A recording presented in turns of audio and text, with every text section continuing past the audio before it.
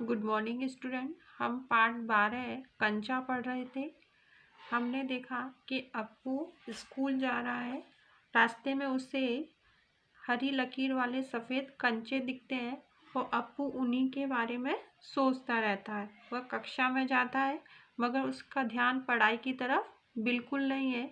जब मास्टर जी रेलगाड़ी के बारे में बता रहे होते हैं तो अप्पू का ध्यान सिर्फ कंचों की तरफ होता है और मास्टर जी उसे मेज पर खड़े होने की सज़ा देते हैं और वह फिर भी नहीं मानता। वह सोचता है कि जब जॉर्ज आएगा तब मैं उसके साथ कंचे खेलूँगा। और जॉर्ज कौन था?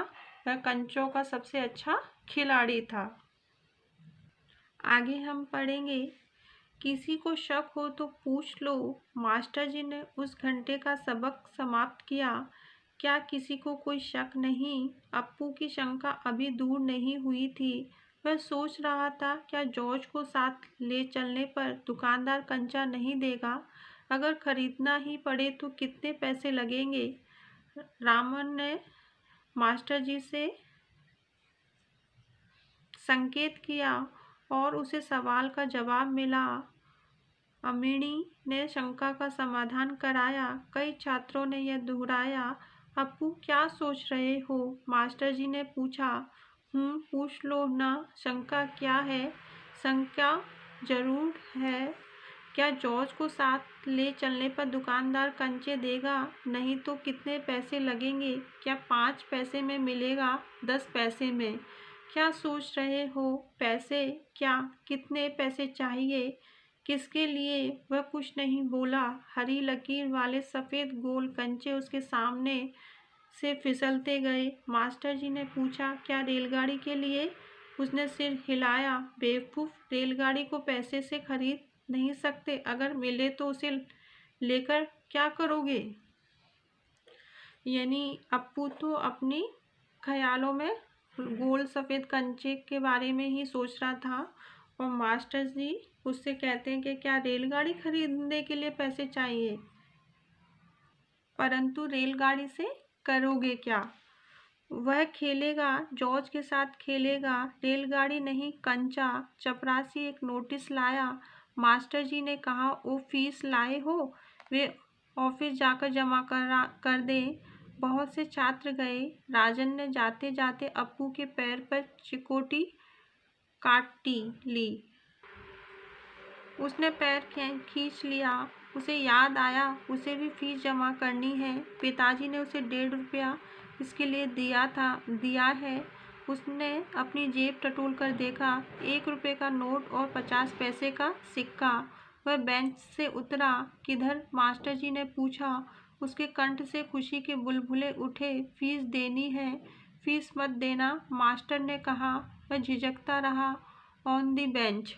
ऑन दी बेंच यानी बेंच के ऊपर।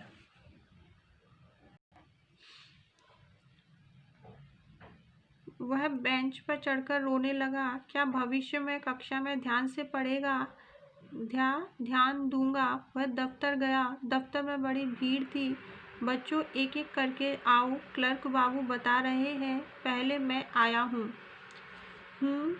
मैं ही आया हूँ। मेरी बाकी पैसे? इस शोरगुल से अप्पू दूर खड़ा रहा।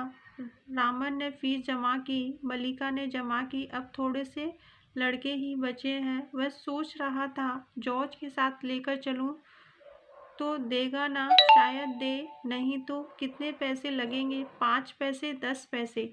हरी लकीर वाले गोल सफ़ेद कंचे। घंटी बजने पर फीस जमा किए हुए सभी बच्चे उधर से चले। वह भी चला, मानो नींद से जागकर चल रहा हो। क्या सब फीस जमा कर चुके? कक्षा छोड़ने के पहले मास्टर जी ने पूछा। वह नहीं उठा। शाम को थोड़ी देर इधर उधर टहलता रहा। लड़के गीली मिट्टी में छोटे गड्ढे खोदकर कंचे खेल रहे थे। वह उनके पास नहीं गया। फाटक के कंचे थामे। कंचे क्या होती है? लोहे के सरिया होते हैं या जो डंडे होते हैं वो। उसने सड़क की तरफ देखा। वहाँ उस मोड़ पर दुकान है, दुकान में अलमारी, बाहर खड़े खड़े छू सकेगा। अलमारी में शीशे के जार हैं, उनमें एक जार में पूरा बस्ता कंधे पर लटकाए हुए चलने लगा। दुकान नज़दीक आ रही है, उसकी चाल की तेजी बढ़ी। वह अलमारी के सामने खड़ा हो गया। दुकानदार हंसा, उसे मालूम हुआ कि दुकानदार उसके इंतजार में है। वह भी हंसा। कंचा चाहिए ना? उसने सिर हिलाया। दुकानदार जार का ढक्कन जब खोलने लगा तब अप्पू ने पूछा, अच्छे कंचे हैं ना? बढ़िया, फर्स्ट क्लास कंचे। तुम्हें कितने कंचे चाहिए? कितने कंचे चाहिए? कितने चाहिए? कितने? उसने जेब में हाथ डाला। 1 रुपया और 50 पैसे हैं। उसने वह निकाल कर दिखाया। दुकानदार चौंका, इतने सारे पैसों के? सबके? पहले कभी किसी लड़के ने इतनी बड़ी रकम से कंचे नहीं खरीदे थे। और वह पैसे किसके लिए लेके आया था? फीस जमा करने के लिए। मगर उसने दुकानदार के पास वो सारे पैसे दे दिए। इतने कंचों की ज़रूरत क्या है? वह मैं नहीं बताऊंगा। दुकानदार समझ गया, वह भी किसी ज़माने में बच्चा रहा था। उसके साथी मिलकर खरीद रहे होंगे, यही उनके लिए खरीदने आया होगा। वह कंचे खरीदने की बात जॉर्ज के सिवा किसी को बताना नहीं चाहता था। दुकानदार ने पूछा, क्या तुम कंचा खेलना आता है?